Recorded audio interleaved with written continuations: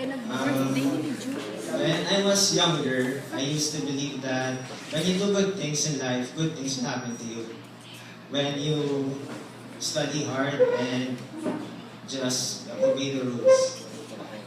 Not, and I used to believe that miracles happen, never to lose hope. But ever since I lost my dad, I, my whole life changed.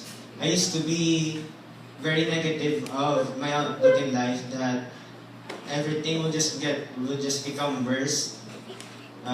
There's nothing good, nothing good to do there. I wasn't looking forward to go to school.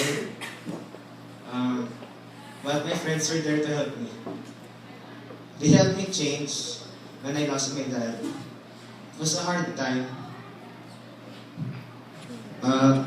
But I learned that there's always a solution to every problem, and you should always believe that everything happens for a reason.